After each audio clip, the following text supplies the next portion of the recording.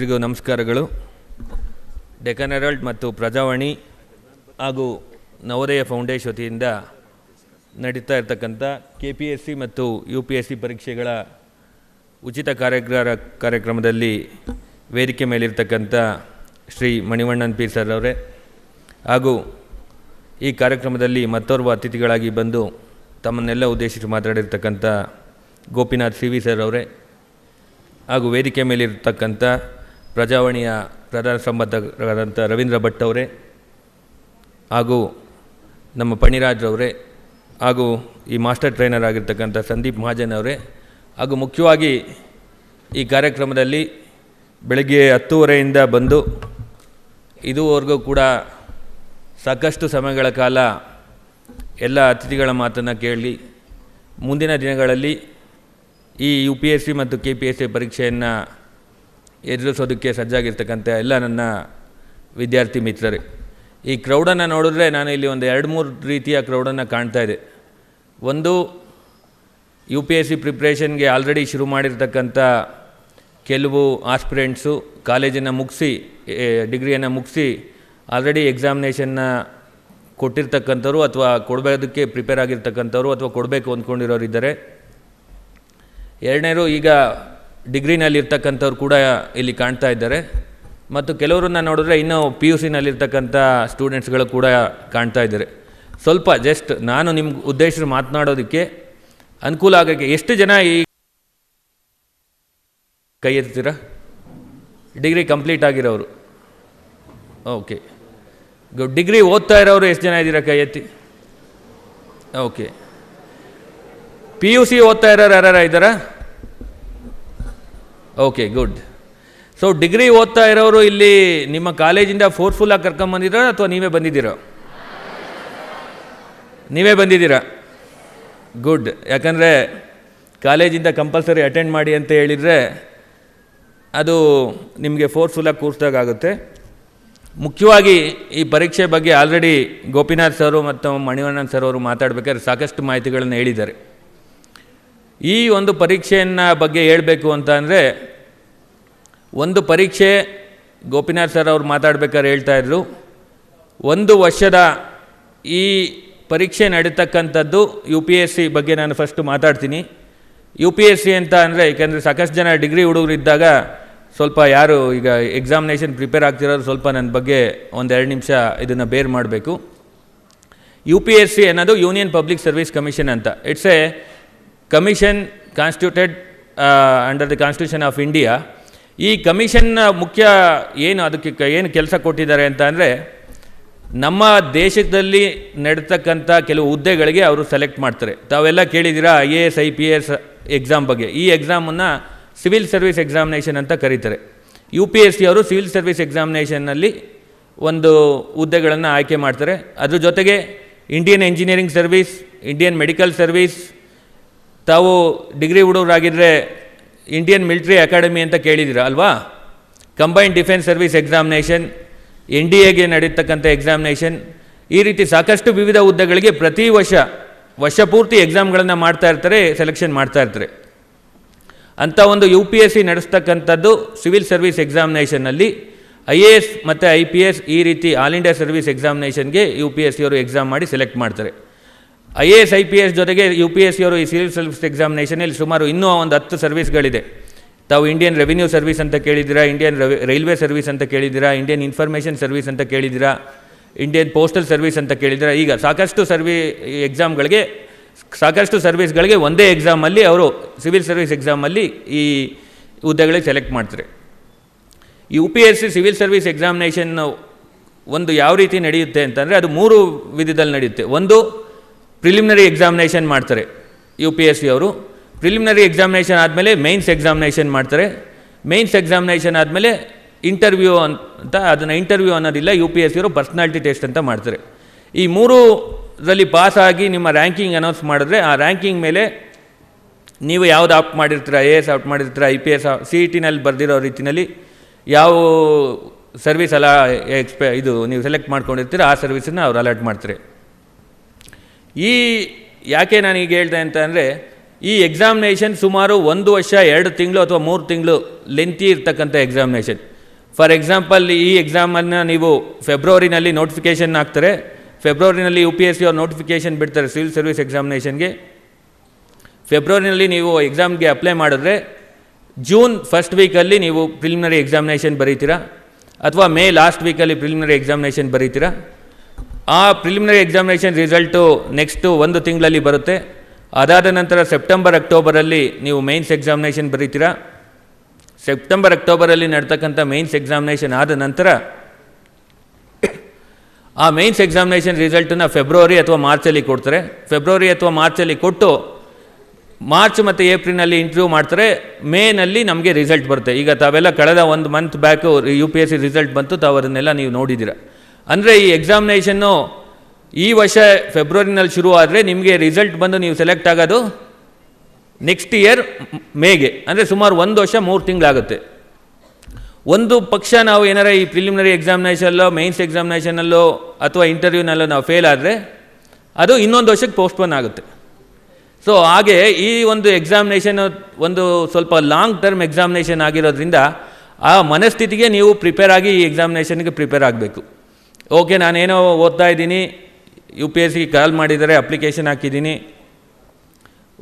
Time ಇತ್ತು, ನಾನು prelims ಬರ್ದೇಟೆ, ಆ ಥರ ಆಗೋದಿಲ್ಲ. ಸ್ವಲ್ಪ ನಮ್ಮ ಮಣಿವಣ್ಣನ್ ಸರ್ ಮತ್ತು ಗೋಪಿನಾಥ್ ಸರ್ ಹೇಳ್ದಾಗೆ ಈ ಎಕ್ಸಾಮಿನೇಷನ್ ಬರೀಬೇಕು ಅಂದರೆ ನಿಮಗೆ ಆ ಬರೆಯತಕ್ಕಂಥ ಒಂದು ಕನಸಿರಬೇಕು. ಹೌದು, ನಾನು ಈ ಎಕ್ಸಾಮಿನೇಷನ್ ಬರೀತೀನಿ, ಆ ಗುರಿ ಇರಬೇಕು, ಕನಸಿರಬೇಕು. ಈ ಎಕ್ಸಾಮಿನೇಷನ್ ಬರೀತೀನಿ, ಈ ಎಕ್ಸಾಮಿನೇಷನ್ ಪಾಸ್ ಆಗ್ತೀನಿ, ಈ ಎಕ್ಸಾಮಿನೇಷನ್ ಪಾಸಾಗಿ ನಾನು ಮುಂದೊಂದು ದಿನ ಒಬ್ಬ ಆಫೀಸರ್ ಆಗ್ತೀನಿ ಅಂತೇಳಿ. ಯಾಕಂದರೆ ಇಲ್ಲಿಗೆ ಬಂದಿರತಕ್ಕಂಥ ಎಲ್ಲರನ್ನೂ ನಾನು ನೋಡಿದಾಗ ಯಾರಿಗೂ ಕೂಡ ಒತ್ತಾಯಪೂರ್ವಕವಾಗಿ ನಿಮ್ಮನ್ನು ಇಲ್ಲಿಗೆ ಕರ್ಕೊಂಬಂದಿಲ್ಲ ಅಂತ ಅಂದರೆ ನಿಮಗೆ ಮೊದಲನೇದು ಏನಿರಬೇಕು, ಈ ಎಕ್ಸಾಮಿನೇಷನ್ ಪಾಸ್ ಮಾಡ್ತೀನಿ ಅಂತ ಒಂದು ಗುರಿ ಇದೆ ಅಂತ ಹೇಳಿದರೆ ಅದು ನಿಮ್ಮಲ್ಲೆಲ್ಲ ಇದೆ ಅಂತ ನಾನು ಅಂದ್ಕೊಂಡಿದ್ದೀನಿ. ಆ ಗುರಿ ಅನ್ನೋದು ಇಲ್ದಿದ್ರೆ ನೀವು ಯಾರೂ ಇವತ್ತು ಈ ಕಾರ್ಯಾಗಾರಕ್ಕೆ ಬರ್ತಾ ಇರಲಿಲ್ಲ. ಯಾರೂ ಕೂಡ ನಿಮ್ಮ ಒತ್ತಾಯವಾಗಿ ಹೇಳಿಲ್ಲ. ಒಂದು ಪೇಪರಲ್ಲಿ ಮೋಸ್ಟ್ ಪ್ರಾಬಲಿ ಕಳೆದ 1 ವಾರದಿಂದ ಪ್ರಜಾವಾಣಿಯವರು ಅಡ್ವರ್ಟೈಸ್ ಮಾಡ್ತಾ ಇದ್ದಾರೆ. ಅದನ್ನು ನೋಡಿಕೊಂಡು ನೀವೆಲ್ಲ ಮುಂದೊಂದು ದಿನ ಅಧಿಕಾರಿಗಳಾಗಬೇಕು ಅಂತ ಒಂದು ಒತ್ತಾಸೆಯಿಂದ ನೀವು ಇಲ್ಲಿ ಬಂದಿದ್ದೀರ. ಅದರಿಂದ ಈ ಎಕ್ಸಾಮಿನೇಷನ್ ಪಾಸ್ ಮಾಡಬೇಕಾಗಿರ್ತಕ್ಕಂಥ ಮೊದಲನೇ ಏನು ಸ್ಟೆಪ್ ಇದೆ ಅದನ್ನು ನೀವು ನನ್ನ ಇದರಲ್ಲಿ ನೀವು ಪಾಸಾಗಿದ್ದೀರಾ ಅಂತ ಅಂದ್ಕೊಳ್ತೀನಿ. ಯಾಕಂದರೆ ಮೊದಲನೇದು ಯಾವುದೇ ಒಬ್ಬ ವ್ಯಕ್ತಿ ಏನಾದರೂ ಸಾಧಿಸಬೇಕು ಅಂತ ಅಂದರೆ ಏನು ಸಾಧಿಸಬೇಕು ಅನ್ನೋದು ಅವನಿಗೆ ಕ್ಲಾರಿಟಿ ಇರಬೇಕು. ಹೌದು, ನಾನು ಈಗ UPSC ಪಾಸ್ ಆಗಬೇಕು, IAS ಅಥವಾ IPS ಅಥವಾ ಸಿವಿಲ್ ಸರ್ವಿಸ್ ಆಫೀಸರ್ ಆಗಬೇಕು ಅಂತ ನಿಮಗೆಲ್ಲ ಒಂದು ಗುರಿ ಇದೆ. ಆ ಗುರಿಯನ್ನು ಇಟ್ಕೊಂಡು ನೀವು ಬಂದಿದ್ದೀರಾ. ಈ ಗುರಿಯನ್ನು ನೀವು ಇಟ್ಕೊಂಡು ಬಂದಿದ್ದೀರಾ. ಈ ಗುರಿಯನ್ನು ಇಟ್ಕೊಂಡು ಬಂದರೆ ನೆಕ್ಸ್ಟ್ ಏನು ನಾವು ಮುಂದಿನ ಉದ್ದೇಶ ಏನಾಗಬೇಕು, ಗುರಿಯನ್ನು ಸಾಧಿಸಬೇಕು ಅಂತಂದರೆ ಆ ಗುರಿ ಸಾಧಿಸೋದ್ರ ಬಗ್ಗೆ ಅಥವಾ ಗುರಿಯನ್ನು ಮುಟ್ತೀನಿ ಅಂತ ನೀವು ಕನಸು ಕಾಣಬೇಕು. ಹೌದಪ್ಪ, ನಾನು ಮುಂದೊಂದು ದಿನ ಗ್ಯಾರಂಟಿ ಆಫೀಸರ್ ಆಗ್ತೀನಿ. ನೀವು ನಡ್ಕೊಂಡು ಹೋಗ್ತಾ ಇರ್ಬೋದು, ಟ್ರೈನಲ್ಲಿ ಹೋಗ್ತಾ ಇರ್ಬೋದು, ಪ್ರಿಪ್ರೇಷನ್ ಮಾಡ್ತಿರ್ಬೋದು. ನಿಮ್ಮ ಕನಸು ಏನಾಗಿರಬೇಕು, ಹೌದು ನಾನು ಮುಂದಿನ ದಿನಗಳಲ್ಲಿ ಒಬ್ಬ ಆಫೀಸರ್ ಆಗಿ ನಾನು ರೂಪುಗೊಳ್ತೀನಿ, ಅದಕ್ಕೆ ಬೇಕಾದಂಥ ಎಲ್ಲ ಪ್ರಯತ್ನಗಳನ್ನು ಪಡ್ತೀನಿ. ಆ ರೀತಿ ಕನಸುಗಳನ್ನು ಕಂಡ್ರೆ ಮಾತ್ರ ನೀವು ಯಶಸ್ವಿ ಆಗೋದಕ್ಕೆ ಸಾಧ್ಯ. ನಮ್ಮ ಮಾಜಿ ರಾಷ್ಟ್ರಪತಿಯವರು ಅಬ್ದುಲ್ ಕಲಾಂ ಸರ್ ಯಾವಾಗಲೂ ಹೇಳ್ತಾ ಇರ್ತಾರೆ, ಯಾವಾಗಲೂ ನೀವು ಕನಸು ಕಂಡ್ರೆ ಮಾತ್ರ ನೀವು ಅದರಲ್ಲಿ ಸಕ್ಸಸ್ ಆಗೋದಕ್ಕೆ ಸಾಧ್ಯ ಅಂತ. ಹಾಗಾಗಿ ನೀವು ಈಗ UPSC ಪರೀಕ್ಷೆ ಪಾಸ್ ಮಾಡ್ತೀರಾ ಅನ್ನೋ ಒಂದು ಕನಸನ್ನು ಕಂಡ್ರೆ ಡೆಫಿನೆಟಾಗಿ ನೀವು ಪಾಸ್ ಮಾಡ್ತೀರಾ. ಬರೀ ಕನಸು ಕಂಡ್ರೆ ನಾವು ಪಾಸ್ ಆಗ್ತೀವಾ? ಮಣಿವಣ್ಣನ್ ಸರ್ ಹೇಳಿದ್ರು 5 ಸೂತ್ರಗಳನ್ನು ಕೊಟ್ಟರು, ಅವ್ರು ಪಂಚಸೂತ್ರಗಳನ್ನು. ಬರೀ ಕನಸು ಕಂಡ್ರೆ ಮಾತ್ರ ಆಗೋದಿಲ್ಲ. ಆ ಕನಸನ್ನು ನನಸು ಮಾಡೋದಕ್ಕೆ ನೀವು ಯಾವ ರೀತಿ ಪ್ರಯತ್ನ ಪಡ್ತೀರಾ? ಪ್ರಯತ್ನ ಪಡಬೇಕು ಅಂತ ಅಂದರೆ UPSCಗೆ ಯಾವ ರೀತಿ ನೀವು ಪ್ರಿಪ್ರೇಷನ್ ಮಾಡ್ತೀರಾ, UPSC ಪ್ರಿಲಿಮ್ಸ್ಗೆ ಯಾವ ರೀತಿ ಪ್ರಿಪ್ರೇಷನ್ ಮಾಡ್ತೀರಾ, ಮೇನ್ಸ್ಗೆ ಯಾವ ರೀತಿ ಪ್ರಿಪ್ರೇಷನ್ ಮಾಡ್ತೀರಾ, ಅದು ಭಾಳ ಮುಖ್ಯ. ಗುರಿ ಇತ್ತು, ನೀವು ಕನಸು ಕಂಡ್ರಿ, ಅವೆರಡೇ ಇದ್ದರೆ ನೀವು ಸಕ್ಸಸ್ ಆಗೋದಿಲ್ಲ. ಆ ಕನಸನ್ನು ನನಸು ಮಾಡೋದಕ್ಕೆ ನೀವೆಲ್ಲ ಏನು ಪ್ರಯತ್ನಗಳನ್ನು ಮಾಡ್ತೀರಾ, ಎಷ್ಟು ಸ್ಯಾಕ್ರಿಫೈಸ್ ಮಾಡ್ತೀರಾ, ಯಾವ ರೀತಿ ನೀವು ಡೈರೆಕ್ಷನಲ್ಲಿ ಹೋಗ್ತೀರಾ, ಅದು ಭಾಳ ಇಂಪಾರ್ಟೆಂಟು. ಅದರಿಂದಾಗಿ ಈ UPSC ಪರೀಕ್ಷೆನ ಪ್ರಪಂಚದಲ್ಲಿ ಅತಿ ಕಷ್ಟದ ಪರೀಕ್ಷೆ ಅಂತ ಹೇಳ್ತಾರೆ. ಇದಕ್ಕಿಂತ ಬೇರೆ ಬೇರೆ ಪರೀಕ್ಷೆಗಳು, ಕಷ್ಟವಾದ ಪರೀಕ್ಷೆಗಳು ಇದ್ದಾವೆ. ಆದರೂ ಕೂಡ ಯಾಕೆ ಈ ಪರೀಕ್ಷೆನ ಕಷ್ಟವಾದ ಪರೀಕ್ಷೆ ಅಂತ ಹೇಳ್ತಾರೆ ಅಂದರೆ, ಈ ಎಕ್ಸಾಮಿನೇಷನನ್ನು ಯಾರಾದರೂ 21 ವರ್ಷ ಆಗಿರ್ತಕ್ಕಂಥ ಭಾರತೀಯ ಪ್ರಜೆ ಅವನು ಡಿಗ್ರಿ ಪಾಸ್ ಮಾಡಿದರೆ ಅವನು ಈ ಎಕ್ಸಾಮಿನೇಷನ್ನ ತಗೋಬೋದು. ಹಾಗಾಗಿ ಈ ಎಕ್ಸಾಮಿನೇಷನಲ್ಲಿ ಕಾಂಪೀಟ್ ಮಾಡ್ತಕ್ಕಂಥವ್ರು ಡೈವರ್ಸ್ ಫೀಲ್ಡ್ನವ್ರು ಇರ್ತಾರೆ. ಇಂಜಿನಿಯರ್ಸ್ಗಳಿರ್ತಾರೆ, ಡಾಕ್ಟರ್ಸ್ಗಳಿರ್ತಾರೆ, ವೆಟರ್ನರಿ ಸೈನ್ಸ್ ಡಾಕ್ಟರ್ಸ್ಗಳಿರ್ತಾರೆ, BA ಗ್ರ್ಯಾಜುಯೇಟ್ಸ್ಗಳಿರ್ತಾರೆ, BCom ಗ್ರ್ಯಾಜುಯೇಟ್ಸ್ಗಳಿರ್ತಾರೆ, IIM ಇಂಡಿಯನ್ ಇನ್ಸ್ಟಿಟ್ಯೂಟ್ ಆಫ್ ಮ್ಯಾನೇಜ್ಮೆಂಟಲ್ಲಿ ಮಾಡಿರ್ತಕ್ಕಂಥ ಸ್ಟೂಡೆಂಟ್ಗಳಿರ್ತಾರೆ, ಕನ್ನಡ MA ಮಾಡಿರ್ತಕ್ಕಂಥ ಸ್ಟೂಡೆಂಟ್ಗಳಿರ್ತಾರೆ, ಸೋಷಿಯಾಲಜಿನಲ್ಲಿ MA ಮಾಡಿರ್ತಕ್ಕಂಥ ಸ್ಟೂಡೆಂಟ್ಸ್ಗಳಿರ್ತಾರೆ. ಹಾಗಾಗಿ ಡೈವರ್ಸ್ ಫೀಲ್ಡ್ನವ್ರು ಇರ್ತಾರೆ. ಎಲ್ಲ ಫೀಲ್ಡ್ನವರು ಕೂಡ ಈ ಫೀಲ್ಡಲ್ಲಿ ಕಾಂಪೀಟ್ ಮಾಡ್ಬೋದು. ಹಾಗಾಗಿ ಪ್ರತಿ ವರ್ಷ ಸುಮಾರು 10 ಲಕ್ಷ ಜನ ಈ ಎಕ್ಸಾಮನ್ನು ಅಪ್ಲೈ ಮಾಡ್ತಾರೆ. 10 ಲಕ್ಷ ಜನ ಅಪ್ಲೈ ಮಾಡಿದ್ರೆ ಕೊನೆಗೆ ಫೈನಲ್ ಲಿಸ್ಟಲ್ಲಿ ಬರ್ತಕ್ಕಂಥದ್ದು ಎಷ್ಟಿರ್ಬೋದು? 1,000 ಮಾತ್ರ.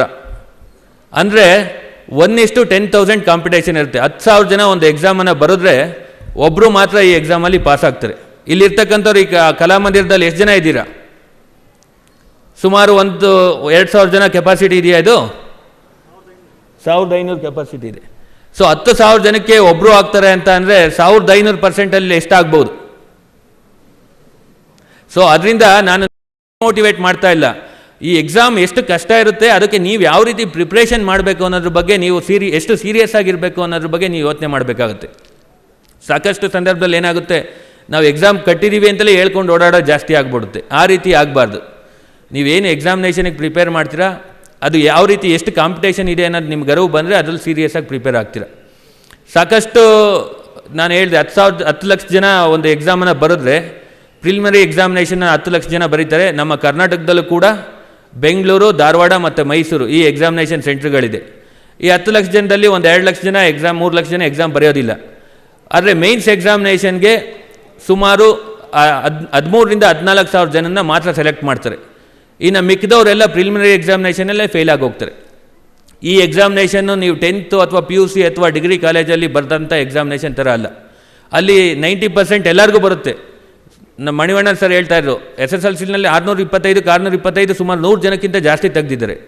ಈ ಎಕ್ಸಾಮಿನೇಷನಲ್ಲಿ ಕಾಂಪಿಟೇಷನ್ನು ಪ್ರತಿಯೊಬ್ಬರಿಗೂ ಕಾಂಪಿಟೇಷನ್ ಇರುತ್ತೆ. 625ಕ್ಕೆ 625 ತೆಗೆದ್ರು ಕೂಡ ರ್ಯಾಂಕಿಂಗ್ ಅನೌನ್ಸ್ ಮಾಡಿದಾಗ ಅವರೇ 100 ಜನ ಬಂದುಬಿಟ್ಟಿರ್ತಾರೆ. ಹಾಗಾಗಿ ಸುಮಾರು 10 ಲಕ್ಷ ಜನದಲ್ಲಿ ಕಾಂಪಿಟೇಷನ್ ಯಾರು ಚೆನ್ನಾಗಿ ಮಾಡಿರ್ತಾರೆ 13,000 ಜನ, ಅವ್ರನ್ನ ಮಾತ್ರ ಸೆಲೆಕ್ಟ್ ಮಾಡ್ತಾರೆ. ಈ ನಿಮಗೆ ಕಟ್ ಆಫ್ ಓಕೆ 100 ಮಾರ್ಕ್ಸಿಗೆ 90 ಮಾರ್ಕ್ಸ್ ತೆಗೆದವ್ರನ್ನೆಲ್ಲ ಸೆಲೆಕ್ಟ್ ಮಾಡೋದಿಲ್ಲ. 100 ಮಾರ್ಕ್ಸಲ್ಲಿ ಯಾರು ಮೊದಲ 13,000 ಜನ ಜಾಸ್ತಿ ಮಾರ್ಕ್ಸ್ ತೆಗೆದಿರ್ತಾರೆ ಅವ್ರನ್ನ ಸೆಲೆಕ್ಟ್ ಮಾಡ್ತಾರೆ. ಸೊ ಇದು ಪ್ರಿಲಿಮಿನರಿ ಎಕ್ಸಾಮಿನೇಷನ್ ಆದಮೇಲೆ ಮೈನ್ಸ್ ಎಕ್ಸಾಮಿನೇಷನ್ 13,000 ಜನ ಬರೀತಾರೆ. ಈ 13,000 ಜನ ಮೈನ್ಸ್ ಎಕ್ಸಾಮಿನೇಷನ್ ಬರೆದವ್ರಿಗೆ ಸುಮಾರು 2,000 ಜನನ ಅವರು ಇಂಟರ್ವ್ಯೂಗೆ ಸೆಲೆಕ್ಟ್ ಮಾಡ್ತಾರೆ. ಇಂಟರ್ವ್ಯೂಗೆ 2,200 ಜನ ಸೆಲೆಕ್ಟ್ ಮಾಡ್ತಾರೆ. ಆ 2,200 ಜನದಲ್ಲಿ ಸುಮಾರು ಫೈನಲ್ ಲಿಸ್ಟ್ ಮಾಡಿದಾಗ 1,000 ಜನ ಅಥವಾ 700, ಒಂದೊಂದು ವರ್ಷ 700 ಕರೀತಾರೆ, ಒಂದೊಂದು ವರ್ಷ 800 ಕರೀತಾರೆ. ಈಗ ಕಳೆದ ಒಂದು 5-6 ವರ್ಷದಿಂದ ಅವರೇಜ್ ಸುಮಾರು ಒಂದು 800 to 900 ಅಂತ 1,000 ಜನ ಅಂತ ಇಟ್ಕೊಂಡ್ರೆ 1,000 ಜನನ ನಾವು UPSC ಅವ್ರು ಸೆಲೆಕ್ಟ್ ಮಾಡ್ತಾರೆ. ಆ 1,000 ಜನ ರ್ಯಾಂಕಿಂಗ್ನಲ್ಲಿ ಯಾರು ಯಾವ್ಯಾವ ಸರ್ವಿಸ್ ಆಯ್ಕೆ ಮಾಡಿಟ್ಕೊಂಡಿರ್ತಾರೆ, ಒಂದು 100 to 150 ಜನ ಪೋಸ್ಟು IAS ಪೋಸ್ಟ್ಗಳಿರುತ್ತೆ, ಒಂದು 150 IPS ಇರುತ್ತೆ, ಒಂದು 30-40 ಇಂಡಿಯನ್ ಫಾರಿನ್ ಸರ್ವಿಸ್ ಇರುತ್ತೆ, ಇಂಡಿಯನ್ ರೆವಿನ್ಯೂ ಸರ್ವಿಸ್ ಒಂದು 100 ಪೋಸ್ಟ್ಗಳಿರ್ತವೆ, ಇಂಡಿಯನ್ ಟೆಲಿಕಾಮ್ ಸರ್ವಿಸ್ ಒಂದು 50 ಪೋಸ್ಟ್ಗಳು. ಈ ರೀತಿ ನಿಮ್ಮ ರ್ಯಾಂಕಿಂಗ್ ಮೇಲೆ, ನಿಮ್ಮ ಪ್ರಿಫರೆನ್ಸ್ ಮೇಲೆ ಇದನ್ನು ಅವರು UPSC ಅವರು ಹಾಕ್ಕೊಂಡು ಬರ್ತಾರೆ. ಹಾಗಾಗಿ ಸುಮಾರು ಮೊದಲನೇ ರ್ಯಾಂಕ್ 200 to 250 ಒಳಗಡೆ ಬಂದಿರೋರಿಗೆ IAS ಸಿಗ್ತಕ್ಕಂಥ ಅವಕಾಶಗಳಿರ್ತವೆ. ಸೊ ಏನಕ್ಕೆ ನಾನು ಇಷ್ಟು ಹೇಳ್ತಾ ಇದ್ದೀನಿ ಅಂತಂದರೆ, ಈ ಎಕ್ಸಾಮಿನೇಷನ್ ಎಷ್ಟು ಟಫ್ ಇರುತ್ತೆ, ಅದಕ್ಕೆ ನೀವು ಯಾವ ರೀತಿ ಪ್ರಿಪ್ರೇಷನ್ ಮಾಡಬೇಕು. ಸಾಕಷ್ಟು ಸಂದರ್ಭಗಳಲ್ಲಿ ಈ ಎಕ್ಸಾಮಿನೇಷನಿಗೆ ಪ್ರಿಪ್ರೇಷನ್ ಮಾಡಬೇಕಾದ್ರೆ ಕ್ಯಾಶುಯಲ್ ಆ್ಯಟಿಟ್ಯೂಡ್ ಇರುತ್ತೆ. ಆ ಕ್ಯಾಶುಯಲ್ ಆ್ಯಟಿಟ್ಯೂಡ್ ಈ ಎಕ್ಸಾಮಿನೇಷನಲ್ಲಿ ಇರಬಾರ್ದು. ಮಣಿವಣ್ಣನ್ ಸರ್ ಹೇಳ್ಬೇಕಾದ್ರೆ ಹೇಳಿದ್ರು, ಸ್ಯಾಕ್ರಿಫೈಸ್ ಮಾಡಬೇಕಾಗುತ್ತೆ ಅಂತ. ನೀವು ಈಗ ಏನು ನಿಮ್ಮ ಎಕ್ಸಾಮಿನೇಷನ್ಗೆ ಅಡೆತಡೆಗಳು ಏನೇನು ಬರ್ತವೆ, ಏನೇನು ನಿಮಗೆ ಪ್ರಿಪ್ರೇಷನ್ ಟೈಮಲ್ಲಿ ನಿಮಗೆ ಯಾವುದು ನಿಮಗೆ ತೊಂದರೆ ಆಗ್ತಿದೆ ಅಂತಂದರೆ ಅದನ್ನು ಲಿಸ್ಟ್, ಆ ತೊಂದರೆಗಳನ್ನು ಯಾವ ರೀತಿ ನಿವಾರಣೆ ಮಾಡ್ಕೋಬೇಕು ಅನ್ನೋದ್ರ ಬಗ್ಗೆ ನೀವು ಗಮನ ಹರಿಸ್ಬೇಕಾಗುತ್ತೆ. ಫಾರ್ ಎಕ್ಸಾಂಪಲ್, ಈ ಎಕ್ಸಾಮಿನೇಷನ್ಗೆ ಮೇಯ್ನ್ ಪ್ರಾಬ್ಲಮ್ ಅಂತಂದರೆ ಏನು ಓದಬೇಕು, ಏನು ಓದಬಾರ್ದು ಅಂತ. ಈಗ ಸಾಕಷ್ಟು ನಿಮ್ಮ ಈಗಿನ ವಿದ್ಯಾರ್ಥಿಗಳಿಗೆ ನೀವೆಲ್ಲ ಭಾಳ ಅದೃಷ್ಟವಂತರು. ನಿಮ್ಮ ಕೈನಲ್ಲೇ ಮೊಬೈಲ್ ಇದೆ. ನಿಮ್ಮ ಕೈನಲ್ಲಿರ್ತಕ್ಕಂಥ ಮೊಬೈಲಲ್ಲೇ ನೀವು ಎಲ್ಲದನ್ನು ಕೂಡ ಈ ಎಕ್ಸಾಮಿನೇಷನಿಗೆ ಬೇಕಾಗಿರ್ತಕ್ಕಂಥ ಎಲ್ಲ ವಿಷಯಗಳು ಈಗ ಆನ್ಲೈನಲ್ಲಿ ಸಿಗ್ತಾ ಇರ್ತವೆ. ಅದು ನೀವೆಲ್ಲರೂ ಕೂಡ ನಮ್ಮ ಕಾಲಕ್ಕಿಂತ ಈ ಕಾಲದಲ್ಲಿ ನೀವೆಲ್ಲ ಅದೃಷ್ಟವಂತರು ಅಂತ ಹೇಳ್ಬೋದು. ಆದರೆ ಆಗಲೇ ಹೇಳ್ದಂಗೆ ಯಾವ್ಯಾವುದು ಸರ್ ಡಿಸ್ಟ್ರಾಕ್ಷನ್ನು ನಿಮ್ಮ UPSCಗೆ ಓದಬೇಕಾದ್ರೆ ಈ ಮೊಬೈಲ್ ಕೂಡ ನಿಮಗೆ ಡಿಸ್ಟ್ರಾಕ್ಷನ್ ಆಗಬಾರ್ದು. UPSCಗೆ ಏನು ಬೇಕು, UPSCಗೆ ಏನಕ್ಕೆ ಉಪಯೋಗ ಆಗಬೇಕು ಅಷ್ಟನ್ನು ಮಾತ್ರ ನೀವು ಈ ಮೊಬೈಲನ್ನು ಉಪಯೋಗಿಸ್ಕೊಂಡು ಅದನ್ನು ಬಿಟ್ಟು ಬೇರೆ ಸೋಷಿಯಲ್ ಮೀಡಿಯಾಗಳಿಂದ ಸ್ವಲ್ಪ ದೂರ ಇರಬೇಕಾಗುತ್ತೆ ಈ ಎಕ್ಸಾಮಿನೇಷನ್ ಪ್ರಿಪೇರ್ ಆಗಬೇಕಾದ್ರೆ. ಮತ್ತು ಈಗ ಆಲ್ರೆಡಿ ನಾವು ಮಾತಾಡಬೇಕಾದ್ರೆ ಹೇಳ್ದು, ನಾವು ಬೇರೆ ಬೇರೆ ಸಬ್ಜೆಕ್ಟ್ಗಳ ಬಗ್ಗೆ ಮಾತಾಡಬೇಕು. ಒಂದೇ ಸಬ್ಜೆಕ್ಟ್ಗಳನ್ನು ಮತ್ತೆ ರಿಪೀಟ್ ಮಾಡಿದ್ರೆ ನಿಮ್ಗಳಿಗೂ ಅದು ಉಪಯೋಗ ಆಗೋದಿಲ್ಲ ಅಂಥೇಳಿ. ಸೊ ನಾನು ಈ ಎಕ್ಸಾಮಿನೇಷನ್ ಯಾವ ರೀತಿ ನಡೆಯುತ್ತೆ ಅನ್ನೋದ್ರ ಬಗ್ಗೆ ಹೆಚ್ಚು ಒತ್ತು ಕೊಟ್ಟು ಹೇಳ್ತೀನಿ.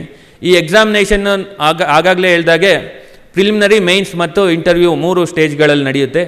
ಪ್ರಿಲಿಮಿನರಿ ಎಕ್ಸಾಮಿನೇಷನಿಗೆ ಬಂದರೆ ಏನು ಕ್ರೈಟೀರಿಯಾಗಳು ಅಂತ ಹೇಳೋದು ಅಂತಂದರೆ, ಪ್ರಿಲಿಮಿನರಿ ಎಕ್ಸಾಮಿನೇಷನ್ಗೆ ನಾನು ಹೇಳಿದೆ, ಯಾರೇ ವಿದ್ಯಾರ್ಥಿ ಡಿಗ್ರಿ ಪಾಸ್ ಮಾಡಿರ್ತಕ್ಕಂಥ 21 years ಆಗಿರ್ತಕ್ಕಂಥವ್ರು, ಇಂಡಿಯಾದಲ್ಲಿರ್ತಕ್ಕಂಥವ್ರು ಎಲ್ಲರೂ ಕೂಡ ಎಲಿಜಿಬಲ್ ಆಗಿರ್ತಾರೆ. ಅವರು ನೀವು ಎಕ್ಸಾಮಿನೇಷನ್ ಬರೀಬೇಕು ಅಂದರೆ preliminary examination objective type examination ಇರುತ್ತೆ. ಪ್ರಿಲಿಮಿನರಿ ಎಕ್ಸಾಮಿನೇಷನ್ 2 ಪೇಪರ್ ಇರುತ್ತೆ, general studies paper 1, general studies paper 2 ಅಂತ.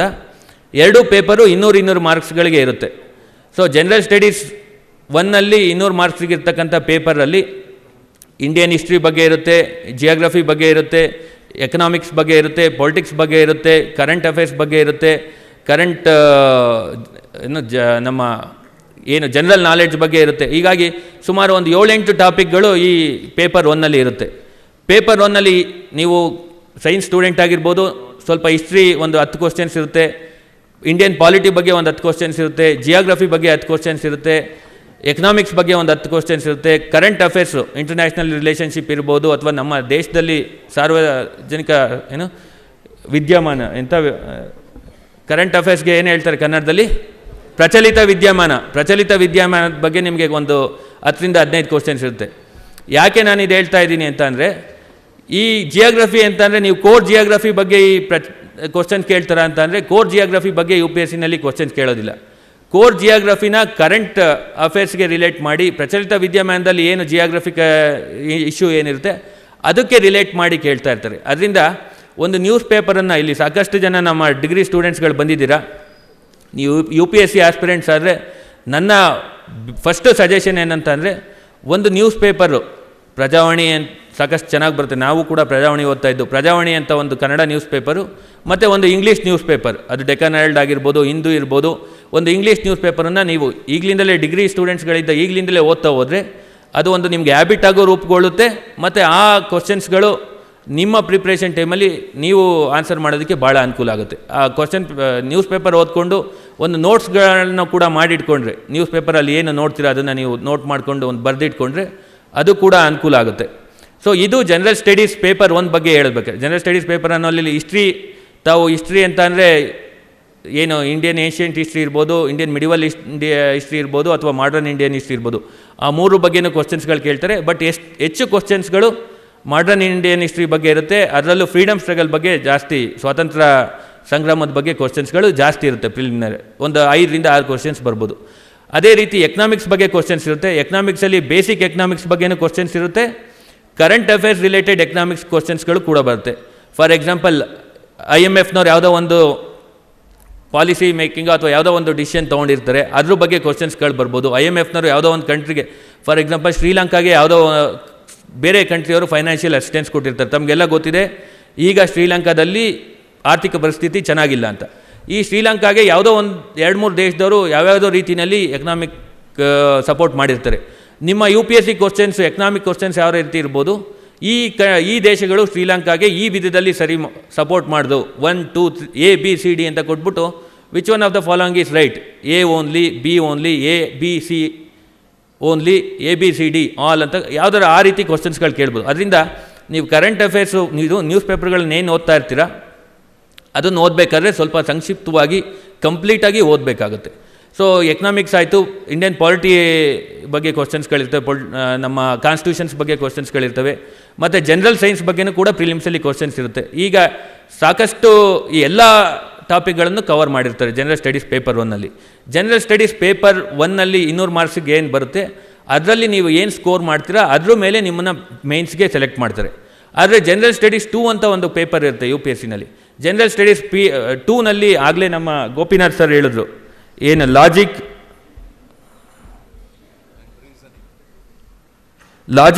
Logical reasoning and analytical ability, general mental ability, comprehension, interpersonal skills including communication skill ಈ ಬಗ್ಗೆ ಇರುತ್ತೆ.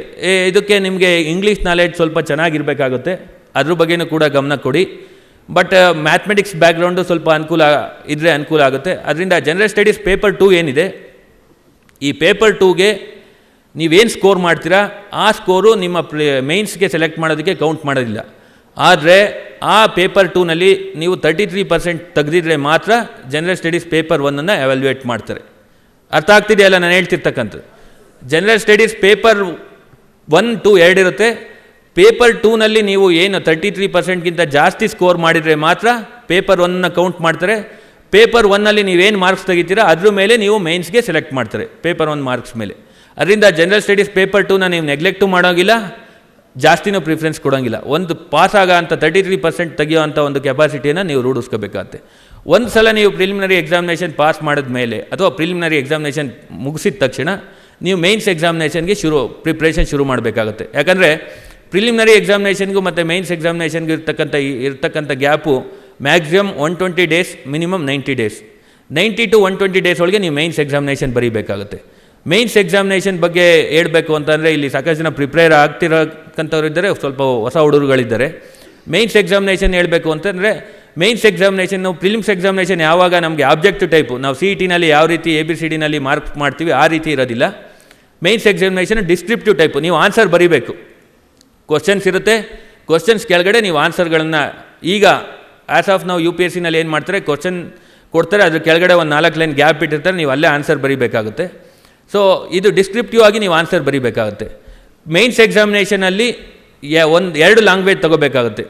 ಒಂದು ನಿಮ್ಮ ಮದರ್ ಟಂಗ್ ಅಥವಾ ಒಂದು ಇಂಡಿಯನ್ ಲ್ಯಾಂಗ್ವೇಜ್ ಒಂದು ಕನ್ನಡ, ಹಿಂದಿ, ತಮಿಳ್, ತೆಲುಗು ಯಾವುದರ ಒಂದು ಎಕ್ಸಾಮ್ ಹೋಗಬೇಕಾಗುತ್ತೆ. ಮತ್ತು ಇಂಗ್ಲೀಷ್ ಕಂಪಲ್ಸರಿ ಇರುತ್ತೆ. ಈ 2 ಲ್ಯಾಂಗ್ವೇಜ್ ಪೇಪರಲ್ಲಿ ನೀವು ಪಾಸ್ ಆಗಲೇಬೇಕು. ಈ 2 ಲ್ಯಾಂಗ್ವೇಜ್ ಪೇಪರಲ್ಲಿ ನೀವು ಪಾಸ್ ಆದರೆ ಮಾತ್ರ ನೆಕ್ಸ್ಟ್ ನಿಮ್ಮದು ಜನರಲ್ ಸ್ಟಡೀಸ್ ಏನಿದೆ ಮೇನ್ಸ್ ಎಕ್ಸಾಮ್ ಪೇಪರ್ಗಳನ್ನು ಕರೆಕ್ಷನ್ಸ್ ಮಾಡ್ತಾರೆ. ಮೇನ್ಸ್ ಎಕ್ಸಾಮಿನೇಷನ್ನು 1750 ಮಾರ್ಕ್ಸಿಗೆ ನಡೆಯುತ್ತೆ. 1750 ಮಾರ್ಕ್ಸು ಅಂದರೆ 250 ಮಾರ್ಕ್ಸ್ದು 7 ಪೇಪರ್ಸ್ ಇರುತ್ತೆ. ಆ 7 ಪೇಪರ್ಸಲ್ಲಿ ನೀವು 7 ಪೇಪರ್ಸ್ ಇಂಟು 250 ಮಾರ್ಕ್ಸ್ 1750 ಮಾರ್ಕ್ಸ್ಗೆ ನಿಮ್ಮ ಮೇನ್ಸ್ ಎಕ್ಸಾಮಿನೇಷನ್ ನಡೆಯುತ್ತೆ. ಅದರಲ್ಲಿ ಫಸ್ಟ್ ಪೇಪರು ಎಸ್ಸೆ ಅಂತ ಇದೆ. ಎಸ್ಸೆ ಅಂದರೆ ಪ್ರಬಂಧ, ತಮಗೆಲ್ಲ ಗೊತ್ತೇ ಇದೆ. ಅದಕ್ಕೆ ಹೇಳ್ತಾಯಿದ್ರು ಸಾರು, ನೀವು ರೈಟಿಂಗ್ ಸ್ಕಿಲ್ಲನ್ನು ಇಂಪ್ರೂವ್ ಮಾಡ್ಕೋಬೇಕು, ನೀವು ಬ್ಲಾಗಲ್ಲಿ ಬರೀಬೇಕು, ಆಗ ನಿಮ್ಮ ರೈಟಿಂಗ್ ಸ್ಕಿಲ್ ಇಂಪ್ರೂವ್ ಆಗುತ್ತೆ ಅಂತೇಳಿ. ಹಾಗಾಗಿ ಸೊ ಎಸ್ಸೆಗೆ 250 ಮಾರ್ಕ್ಸ್ ಇರುತ್ತೆ. ಅದಾದ ನಂತರ general studies 1, 2, 3, 4, 5, 6 6 general studies paper ಇರುತ್ತೆ. ಈ 6 ಪೇಪರ್ಗಳಲ್ಲಿ ನೀವೇನು ಪ್ರಿಲಿಮಿನರಿ ಜನರಲ್ ಸ್ಟಡೀಸ್ ಪೇಪರ್ 200 ಮಾರ್ಕ್ಸ್ಗೆ ಅಬ್ಜೆಕ್ಟಿವ್ ಟೈಪ್ ಮಾಡಿರ್ತೀರ, ಅದೇ ಸಬ್ಜೆಕ್ಟು ಡಿಸ್ಕ್ರಿಪ್ಟಿವ್ ಆಗಿ ನೀವು ಬರೀಬೇಕಾಗುತ್ತೆ. ಇನ್ ಡೀಟೇಲಾಗಿ ನೀವು ಆ ಸಬ್ಜೆಕ್ಟನ್ನು ಓದಬೇಕಾಗುತ್ತೆ. ಅದು ಇನ್ಕ್ಲೂಡಿಂಗ್ ಹಿಸ್ಟ್ರಿ ಇರ್ಬೋದು, ಇಂಟರ್ನ್ಯಾಷನಲ್ ರಿಲೇಷನ್ಶಿಪ್ ಇರ್ಬೋದು, ಇಂಡಿಯನ್ ಜಿಯೋಗ್ರಫಿ, ವರ್ಲ್ಡ್ ಜಿಯೋಗ್ರಫಿ ಇರ್ಬೋದು, ಮತ್ತು ಸೈನ್ಸ್ ಸಬ್ಜೆಕ್ಟ್ಗಳಿರ್ಬೋದು. ಅದ್ರ ಜೊತೆಗೆ ಈಗ ಎಥಿಕ್ಸ್ ಅಂತ ಒಂದು ಟಾಪಿಕ್ಸ್ಗಳನ್ನು ಕೂಡ ಇನ್ಕ್ಲೂಡ್ ಮಾಡಿದರೆ ಒಟ್ಟು 6 ಪೇಪರ್ಗಳನ್ನು ನೀವು ಡಿಸ್ಕ್ರಿಪ್ಟಿವ್ ಆಗಿ ಬರೆದ್ರೆ ಸುಮಾರು 1750 ಮಾರ್ಕ್ಸ್ಗೆ ನಿಮ್ಮ ಮೇನ್ಸ್ ಎಕ್ಸಾಮಿನೇಷನ್ ನಡೆಯುತ್ತೆ. ಜೊತೆಗೆ ನಿಮ್ಮ ಮೇನ್ಸ್ ಎಕ್ಸಾಮಿನೇಷನ್ ಸುಮಾರು 5 ದಿನನೋ 6 ದಿನನೋ ನಡೆಯುತ್ತೆ ಅದು ಮೇನ್ಸ್ ಎಕ್ಸಾಮಿನೇಷನ್ನು. ಅದಾದ ನಂತರ ನಿಮ್ಮ ಮೇನ್ಸ್ ಎಕ್ಸಾಮಿನೇಷನ್ ಪೇಪರ್ ಕರೆಕ್ಷನ್ ಆಗುತ್ತೆ. ಸುಮಾರು ಅದು ಒಂದು 2 ರಿಂದ 3 ತಿಂಗಳು ಬರುತ್ತೆ.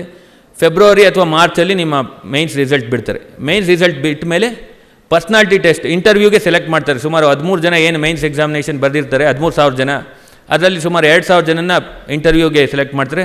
UPSC-ನವರು ಇದನ್ನು ಇಂಟರ್ವ್ಯೂ ಅಂತ ಕರೆಯೋದಿಲ್ಲ, ಪರ್ಸ್ನಾಲಿಟಿ ಟೆಸ್ಟ್ ಅಂತ ಕರೀತಾರೆ. ಅಂದರೆ ನಿಮ್ಮ ಕಂಪ್ಲೀಟ್ ಪರ್ಸ್ನಾಲಿಟಿ, ನಿಮ್ಮ ಕಂಪ್ಲೀಟ್ ವ್ಯಕ್ತಿತ್ವ ಪರೀಕ್ಷೆ ಅದು. ಇದು ಇಂಟರ್ವ್ಯೂ ಕನ್ನಡದಲ್ಲಿ ಏನು ಹೇಳ್ತಾರೆ, ಸಂದರ್ಶನ. ಇದು ಸಂದರ್ಶನ ಅಲ್ಲ, ಅದು ವ್ಯಕ್ತಿತ್ವ ಪರೀಕ್ಷೆ. ಅಂದರೆ ನಿಮ್ಮ ಪರ್ಸ್ನಾಲಿಟಿಯನ್ನು ಟೆಸ್ಟ್ ಮಾಡ್ತಾರೆ. ಆಲ್ರೆಡಿ ನಿಮ್ಮ ಇಂಟೆಲಿಜೆನ್ಸನ್ನ, ನೀವು ಎಷ್ಟು ಇಂಟೆಲಿಜೆಂಟ್ ಇದ್ದೀರಾ, ಎಷ್ಟು ನಿಮ್ಮದು IQ ಇದೆ ಅನ್ನೋದೆಲ್ಲ ಪ್ರಿಲಿಮ್ಸು ಮತ್ತು ಮೇನ್ಸಲ್ಲಿ ಗೊತ್ತಾಗಿರುತ್ತೆ. ನಿಮ್ಮ ಪರ್ಸ್ನಾಲಿಟಿ ಟೆಸ್ಟಲ್ಲಿ ನೀವು ಈ ಸಿವಿಲ್ ಸರ್ವೆಂಟ್ ಆಗೋಕ್ಕೆ ನಿಮ್ಮ ವ್ಯಕ್ತಿತ್ವ ಇದೆಯಾ, ನಿಮ್ಮ ವ್ಯಕ್ತಿತ್ವದಲ್ಲಿ ಆ ರೀತಿ ಇದೆಯಾ ಅನ್ನೋದ್ರ ಬಗ್ಗೆ ಟೆಸ್ಟ್ ಮಾಡ್ತಕ್ಕಂಥದ್ದು. ಆ ವ್ಯಕ್ತಿತ್ವ ಪರೀಕ್ಷೆ ಅಥವಾ ಪರ್ಸ್ನಾಲಿಟಿ ಟೆಸ್ಟ್ ಸುಮಾರು 275 ಮಾರ್ಕ್ಸ್ಗಿರುತ್ತೆ. ನಿಮ್ಮ ವ್ಯಕ್ತಿತ್ವ ಪರೀಕ್ಷೆ ಸುಮಾರು 20 ರಿಂದ 30 ನಿಮಿಷ ಅಥವಾ 35 ನಿಮಿಷದ ತನಕ ನಡೆಯುತ್ತೆ. ಈ ವ್ಯಕ್ತಿತ್ವ ಪರೀಕ್ಷೆಯ ಮಾರ್ಕ್ಸನ್ನು 275ಕ್ಕೆ ನೀವು ಎಷ್ಟು ತೊಗೋತೀರಾ, ಪ್ಲಸ್ ಇಂಟರ್ವ್ಯೂನಲ್ಲಿ ಎಷ್ಟು ತೊಗೊಂಡಿರ್ತೀರ, ಮೇನ್ಸ್ ಎಕ್ಸಾಮಿನೇಷನ್ 1750ಕ್ಕೆ ನೀವು ಎಷ್ಟು ತೊಗೊಂಡಿರ್ತೀರ, ಎರಡನ್ನೂ ಕಂಬೈಂಡ್ ಮಾಡಿ ನಿಮ್ಮ ಮಾರ್ಕ್ಸ್ ಬರುತ್ತೆ. ಆ ಮಾರ್ಕ್ಸ್ ಮೇಲೆ ನಿಮ್ಮ ರ್ಯಾಂಕಿಂಗನ್ನು UPSC ಅವರು ಅನೌನ್ಸ್ ಮಾಡ್ತಾರೆ. ನಿಮ್ಮ ರ್ಯಾಂಕಿಂಗ್ ಮೇಲೆ ನಿಮಗೆ ಸರ್ವೀಸು ಸಿಗುತ್ತೆ. ಸೊ ಇದು UPSC ಎಕ್ಸಾಮಿನೇಷನ್ನು ಇನ್ ಡೀಟೇಲ್ ಆಗಿ ಬ್ರೀಫಾಗಿ ಯಾವ ರೀತಿ ನಡೆಯುತ್ತೆ ಅಂತ ಹೇಳಬೇಕು ಅಂತಂದರೆ ಈ ರೀತಿಯಾಗಿ UPSC ಎಕ್ಸಾಮ್ ನಡೆಯುತ್ತೆ. ಈ UPSC ಎಕ್ಸಾಮಿನೇಷನ್ಗೆ ನಾವು ಪ್ರಿಪೇರ್ ಆಗಬೇಕಾದ್ರೆ ಯಾವ ರೀತಿ ಪ್ರಿಪೇರ್ ಆಗಬೇಕು ಅಂತೇಳಿ ಸಾಕಷ್ಟು ಒಂದೊಂದು ವರ್ಗದವ್ರಿಗೆ ಒಂದೊಂದು ರೀತಿ ಡೌಟ್ಗಳಿರುತ್ತೆ. ಇಲ್ಲಿ ಇರ್ತಕ್ಕಂಥ ಇನ್ನೂ ಡಿಗ್ರಿ ಓದ್ತಕ್ಕಂಥ ವಿದ್ಯಾರ್ಥಿಗಳು ಇಲ್ಲಿ ಬಂದಿದ್ದಾರೆ. ಅವ್ರಿಗೆಲ್ಲ ನನ್ನ ಸಜೆಷನ್ ಅಥವಾ ನನ್ನ ಒಂದು ಸ್ಮಾಲ್ ಟಿಪ್ಸ್ ಏನಂತ ಅಂದರೆ, ನೀವು if you want to become an civil servant in future and if you want to take up the UPSC examination, please start reading the newspaper from today itself. ಇದೆಲ್ಲದಕ್ಕಿಂತ ಮುಖ್ಯವಾಗಿ ನಿಮಗೆ ಈ ಬಗ್ಗೆ ಇಷ್ಟ ಇರಬೇಕು. ಯಾವುದೋ ನಿಮ್ಮ ತಂದೆ ತಾಯಿ ಒತ್ತಾಯಕ್ಕೋ, ನಿಮ್ಮ ಅಣ್ಣನ ನಾನು ಎಷ್ಟೇ ಖರ್ಚಾದರೂ ಫೀಸ್ ಕೊಟ್ಬಿಟ್ಟು ಓದಿಸ್ತೀನಿ, ಓದಪ್ಪ ನೀನು ಅಥವಾ ನಿಮಗೆ ಎಷ್ಟೇ ದುಡ್ಡು ಖರ್ಚಾಗಲಿ ನಾನು UPSC ಓದಿಸ್ತೀನಿ ಓದು, ಆ ರೀತಿ ಒತ್ತಾಯಪೂರ್ವಕವಾಗಿ ಬರಬೇಡಿ. ನಿಮಗೆ ಈ ಸಿವಿಲ್ ಸರ್ವೆಂಟ್ ಆಗಿ ನೀವು ಕೆಲಸ ಮಾಡೋದಕ್ಕೆ ಇಷ್ಟ ಇದ್ದರೆ ಮಾತ್ರ ಈ ಎಕ್ಸಾಮಿನೇಷನ್ನ ತಗೊಳ್ಳಿ. ಯಾಕಂದರೆ ಇದೊಂದೇ ಸಿವಿಲ್ ಸರ್ವೆಂಟ್ ಆದರೆ ಮಾತ್ರ ನಾವು ಅಚೀವ್ ಮಾಡ್ದಂಗೆ, ಇಲ್ಲ ಅಂದರೆ ಅಚೀವ್ ಮಾಡಿದ ಆ ರೀತಿ ಇಲ್ಲ.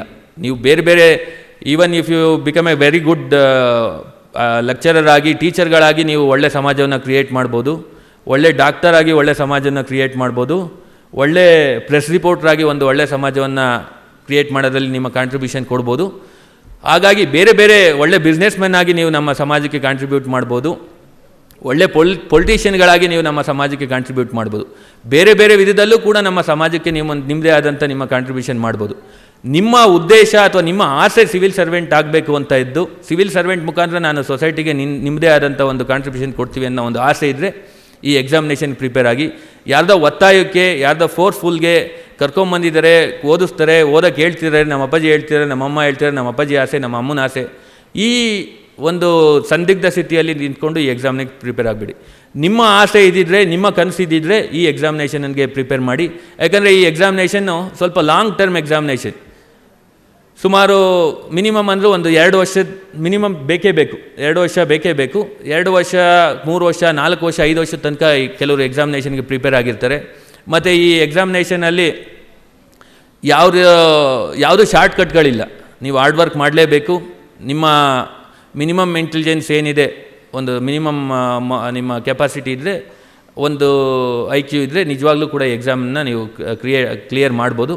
ಅದರಿಂದಾಗಿ ನಿಮಗೆ ಈ ಎಕ್ಸಾಮಿನೇಷನ್ ಬಗ್ಗೆ ಆಸೆ ಇದ್ದರೆ ಮಾತ್ರ ಈ ಎಕ್ಸಾಮಿನೇಷನ್ಗೆ ಪ್ರಿಪೇರ್ ಆಗಬೇಕಾದ್ರೆ ಸುಮಾರು 2 ವರ್ಷದ ಟೈಮ್ ಇರೋದ್ರಿಂದ ಸ್ವಲ್ಪ ಸಾಕಷ್ಟು ನಿಮಗೆ ಒತ್ತಡಗಳು ಬರ್ತವೆ.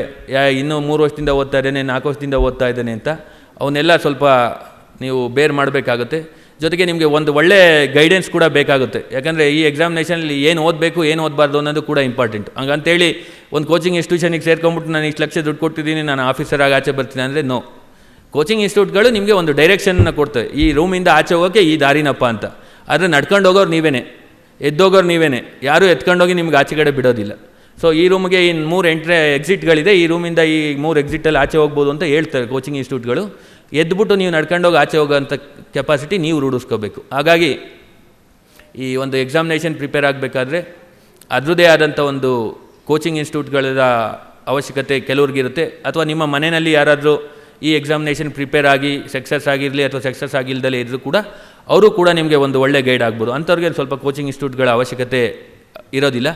ಆದರೆ ಇತ್ತೀಚಿನ ದಿನಗಳಲ್ಲಿ ನಾನು ಹೇಳ್ದಾಗೆ ಕೋಚಿಂಗ್ ಇನ್ಸ್ಟಿಟ್ಯೂಟ್ಗಳು ಈಗ ಅಲ್ಲೇ ಹೋಗಿ ಕೋಚಿಂಗ್ ಇನ್ಸ್ಟಿಟ್ಯೂಟ್ಗಳಿಗೆ ಕೂತ್ಕೋಬೇಕು ಅಂತೇನಿಲ್ಲ. ಆನ್ಲೈನ್ ಇರೋದ್ರಿಂದ ನಿಮ್ಮ ಮೊಬೈಲ್ ಅಥವಾ ಇಂಟರ್ನೆಟ್ ಕನೆಕ್ಷನ್ ಮುಖಾಂತರ ನೀವು ಆ ಮುಖಾಂತರನೂ ಕೂಡ ನೀವು ಕೋಚಿಂಗ್ ಇನ್ಸ್ಟಿಟ್ಯೂಷನ್ಗಳ ಸೌಲಭ್ಯವನ್ನು ತಗೋಬೋದು. ಜೊತೆಗೆ ಈಗ ನಾನು ಆಲ್ರೆಡಿ ಫಿಲಿಮ್ಸ್ ನಮ್ಮ ಡಿಗ್ರಿ ಹುಡುಗರುಗಳಿಗೆ ಹೇಳಿದೆ, ನೀವು ಒಂದು ನ್ಯೂಸ್ ಪೇಪರನ್ನು ಓದೋ ಅಂಥ ಒಂದು ಹ್ಯಾಬಿಟನ್ನು ಬೆಳೆಸ್ಕೊಳ್ಳಿ ಇವಾಗ ನೀವು ಡಿಗ್ರಿ ಓದ್ತಾ ಇದ್ದರೆ. ಯಾಕಂದರೆ ನಾವು ನಮ್ಮ ಪ್ರಿಪ್ರೇಷನ್ ಶುರು ಮಾಡಿದ್ದು ನಮ್ಮ ಇಂಜಿನಿಯರಿಂಗ್ ಮುಗಿಸಿ ನಾವು 1 ವರ್ಷ ಎಲ್ಲ ಪ್ರಿಪೇರ್ ಆಗಿ ಅದರಲ್ಲಿ ಆಗದಲ್ಲೇ ಇದ್ದಾಗ ನಾವು ಹೈದ್ರಾಬಾದ್ಗೆ ಹೋಗಿ ನಾವು ಕೋಚಿಂಗ್ ಇನ್ಸ್ಟಿಟ್ಯೂಷನಲ್ಲಿ ಕೂತ್ಕೊಂಡಾಗ ನಮ್ಮ ಜೊತೆ ಕೋಚಿಂಗ್ ಇನ್ಸ್ಟಿಟ್ಯೂಷನ್ಗೆ ಇನ್ನೂ ಡಿಗ್ರಿ ಫಸ್ಟ್ ಇಯರ್ ಓದ್ತಾ ಇರೋರು ಕೂಡ ಬರ್ತಾಯಿದ್ರು.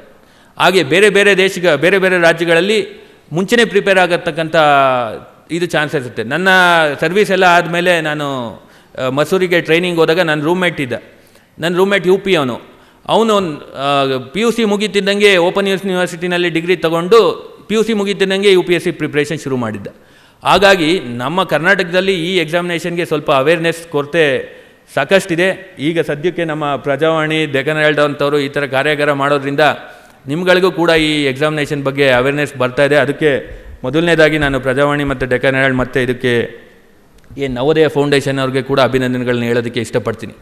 ಸೊ ಈ ಎಕ್ಸಾಮಿನೇಷನ್ ಏನು ಕೇಳಿದೆ ಅಂತ ಅಂದರೆ ಇಷ್ಟು ಕಾಂಪಿಟೇಷನ್ ಇರುತ್ತೆ ಆ ಎಕ್ಸಾಮಿನೇಷನ್ ಬಗ್ಗೆ. ಅದರಿಂದ ಈಗೇನು ಡಿಗ್ರಿ ಓದ್ತಾ ಇರ್ತಕ್ಕಂಥ ಹುಡುಗರುಗಳು ಡೈಲಿ ಒಂದು ನ್ಯೂಸ್ ಪೇಪರನ್ನು, ಒಂದು ಒಳ್ಳೆ ನ್ಯೂಸ್ ಪೇಪರನ್ನ ಓದ್ಕೊಳ್ಳಿ. ನ್ಯೂಸ್ ಪೇಪರ್ ಓದ್ಕೊಂಡು ಒಂದು ನೋಟ್ಸ್ಗಳನ್ನ ಮಾಡ್ಕೊಳ್ಳಿ.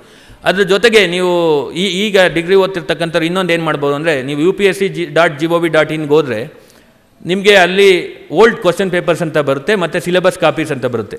ಅದನ್ನು ಡೌನ್ಲೋಡ್ ಮಾಡ್ಕೊಳ್ಳಿ. ಸಿಲೆಬಸ್ ಕಾಪಿನ ಡೌನ್ಲೋಡ್ ಮಾಡ್ಕೊಳ್ಳಿ. ಪ್ರಿಲಿಮ್ ಸಿಲೆಬಸ್ಸು ಮತ್ತು ಮೇಯ್ನ್ ಸಿಲೆಬಸ್ಸು ಎರಡನ್ನೂ ಕೂಡ ನೀವು ಎಲ್ಲಿ ಕೂತ್ಕೋತೀರೋ ಅಲ್ಲಿ ಮುಂದ್ಗಡೆ ಒಂದು ಪೇಸ್ಟ್ ಮಾಡಿ ಇಟ್ಕೊಳ್ಳಿ. ಡೈಲಿ ನಿಮ್ಮ ಸಿಲೆಬಸ್ ಕಾಪಿನ ನೋಡ್ತಾರೆ. ಇದು ಈಗ ಪ್ರಿಪೇರ್ ಆಗ್ತಿರೋರ್ಗೂ ಕೂಡ ಅನ್ವಯ ಆಗುತ್ತೆ, ಹೊಸದಾಗಿ ಡಿಗ್ರಿನಲ್ಲಿರೋರ್ಗೂ ಅನ್ವಯ.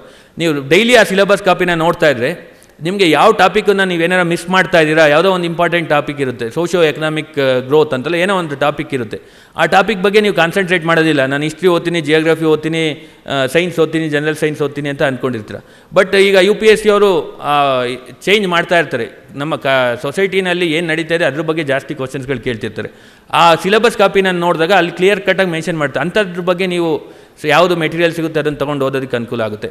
ಅದ್ರ ಜೊತೆಗೆ ಸಿಲೆಬಸ್ ಕಾಪಿ ಜೊತೆಗೆ ಓಲ್ಡ್ ಕ್ವಶನ್ ಪೇಪರ್ ಒಂದು 10 ಇಯರ್ಸು, ಫಿಲ್ಮ್ಸ್ದು ಒಂದು 10 ಇಯರ್ಸು, ಮೇನ್ಸ್ದು ಕೂಡ ಒಂದು 10 ಇಯರ್ಸ್ ಕ್ವಶನ್ ಪೇಪರ್ಸ್ಗಳನ್ನ ಡೌನ್ಲೋಡ್ ಮಾಡ್ಕೊಂಡು ಇಟ್ಕೊಂಡು ಪ್ರತಿದಿನ ಒಂದು 15 ಮಿನಿಟ್ಸು ನೀವು ಅದನ್ನು ಓಲ್ಡ್ ಕ್ವಶನ್ ಪೇಪರ್ಗಳನ್ನು ನೋಡಿ.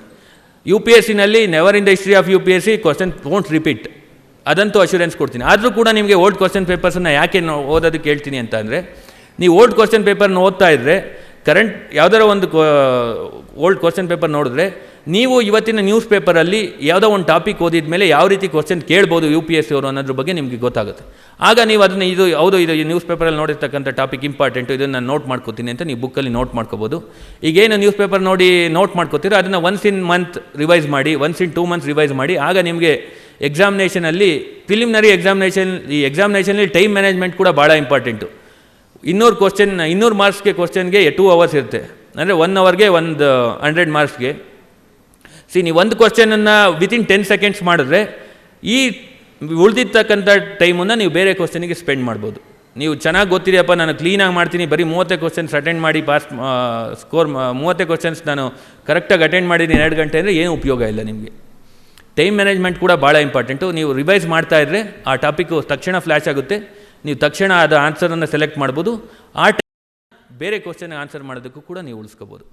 ಇದು ನಿಮ್ಮ ಸಿಲೆಬಸ್ ಕಾಪಿ ಬಗ್ಗೆ ಅಥವಾ ಓಲ್ಡ್ ಕ್ವಶನ್ ಪೇಪರ್ ಬಗ್ಗೆ ಇದು ಮಾಡಿದೆ. ಮತ್ತು ಕೆಲವ್ರಿಗೆ ಸಾಕಷ್ಟು ಡೌಟ್ಸ್ ಇರುತ್ತೆ, ಸರ್ ನಾನು ಯಾವ ಆಪ್ಷನಲ್ ಸಬ್ಜೆಕ್ಟ್ಸ್ ತೊಗೋಬೇಕು, ಈ ಆಪ್ಷನಲ್ ಸಬ್ಜೆಕ್ಟ್ನವ್ರು ಈ ವರ್ಷ ಪಾಸ್ ಆಗಿದ್ದಾರೆ, ಅದರಿಂದ ನಾವೆಲ್ಲರೂ ಕೂಡ ಅದೇ ಆಪ್ಷನಲ್ ಸಬ್ಜೆಕ್ಟ್ ತೊಗೋತೀವಿ.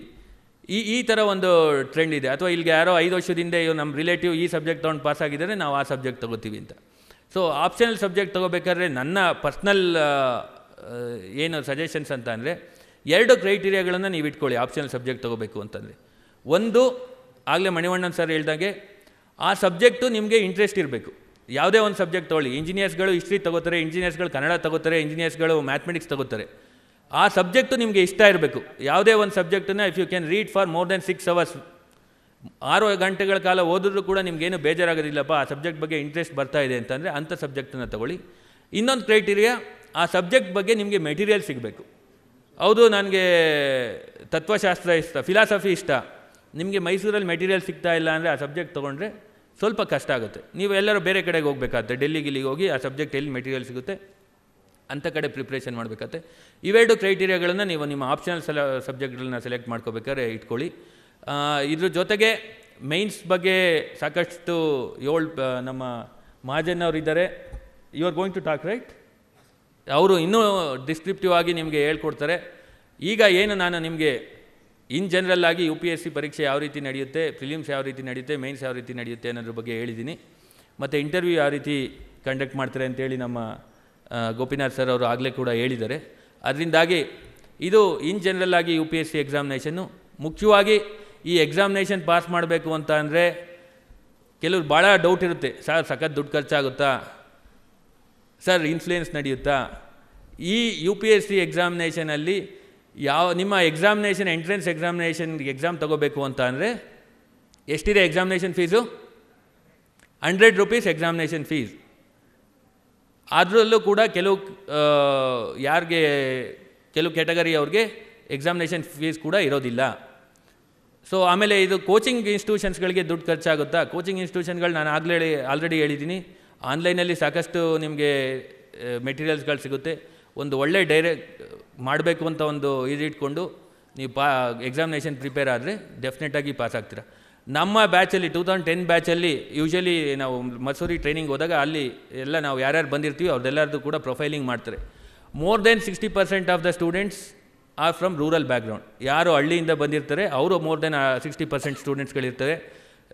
More than if you consider Mysuru ಅಂತ ಸಿಟಿ ಅಂದರೆ it's not like Bangalore, Delhi or Hyderabad ಥರ ಅಲ್ಲದ ಮೈಸೂರನ್ನು ಕೂಡ ಆ ರೀತಿ ಕನ್ಸಿಡರ್ ಮಾಡಿದ್ರೆ ಸುಮಾರು 75% successful candidates they are from rural background or cities tier 2 ಅಥವಾ ಟೈರ್ 3 ಸಿಟಿಯಿಂದ ಬಂದಿರ್ತಾರೆ. ಅದ್ರ ಜೊತೆಗೆ ಮೋರ್ ದೆನ್ 40% ಅಷ್ಟು ಜನ ಕನ್ನಡ ಅಥವಾ ಎನಿ ಮದರ್ ಟಂಗಲ್ಲಿ ಅವ್ರು ಪ್ರೈಮರಿ ಎಜುಕೇಷನ್ ಮಾಡಿರೋರು ಇರ್ತಾರೆ. ಆಮೇಲೆ ಮೋರ್ ದೆನ್ 50% ಜನದ್ದು ಎಕನಾಮಿಕ್ ಸ್ಟೇಟಸ್ಸು ಮಿಡ್ಲ್ ಕ್ಲಾಸ್ ಅಥವಾ ಲೋಯರ್ ಮಿಡ್ಲ್ ಕ್ಲಾಸ್ ಇರುತ್ತೆ. ಅದರಿಂದಾಗಿ ಯಾರ್ಯಾರು ಸಕ್ಸಸ್ಫುಲ್ ಕ್ಯಾಂಡಿಡೇಟ್ಸ್ಗಳಾಗಿದ್ದಾರೆ ಇವರೆಲ್ಲರೂ ಕೂಡ ನಿಮ್ಮ ಹಾಗೆ ಕಾಮನ್ ಬ್ಯಾಕ್ಗ್ರೌಂಡಿಂದ ಬಂದಿರ್ತಾರೆ. ಅದರಿಂದ ಆ ಬಗ್ಗೆ ಯಾವುದೇ ರೀತಿ ಭಯವನ್ನು ನೀವು ಇಟ್ಕೋಬೇಡಿ. ನೀವು ಮಾಡಬೇಕಾದ್ರೆ ಇಷ್ಟೇ ಕೆಲಸ, ನಾನು ಈ ಎಕ್ಸಾಮಿನೇಷನ್ ಪಾಸ್ ಮಾಡ್ತೀನಿ, ಈ ಎಕ್ಸಾಮಿನೇಷನ್ ಪಾಸ್ ಮಾಡೋದಕ್ಕೆ ನನ್ನ ಕೈಲಿಂದ ಏನೇನು 100% ಎಫರ್ಟ್ ಹಾಕ್ತೀನಿ ಆ 100% ಎಫರ್ಟ್ ನಾನು ಗ್ಯಾರಂಟಿ ಹಾಕ್ತೀನಿ. ಒಂದು ಒಳ್ಳೆ ಕೋಚಿಂಗ್ ಇನ್ಸ್ಟಿಟ್ಯೂಷನೋ ಅಥವಾ ಗೈಡೋ ಅಥವಾ ಒಂದು ಗೈಡೆನ್ಸೋ ತಗೋತೀನಿ, ನಾನು ಕೂತ್ಕೊಂಡು ಓದ್ತೀನಿ. ಇಷ್ಟ ಆದರೆ ಡೆಫಿನೆಟಾಗಿ ನೀವು ಎಕ್ಸಾಮಿನೇಷನಲ್ಲಿ ಕ್ಲಿಯರ್ ಮಾಡಿ ಮುಂದೊಂದು ದಿನ ಒಳ್ಳೆ ಅಧಿಕಾರಿಗಳಾಗ್ತೀರಾ. ಎಲ್ರಿಗೂ ಕೂಡ ನಾನು ಆಲ್ ದ ಬೆಸ್ಟ್ ವಿಶಸ್ಗಳನ್ನು ಹೇಳ್ತಾ ನನ್ನ ಮಾತು ಮುಗಿಸ್ತೀನಿ. ಜೈ ಹಿಂದ್, ಜೈ ಕರ್ನಾಟಕ.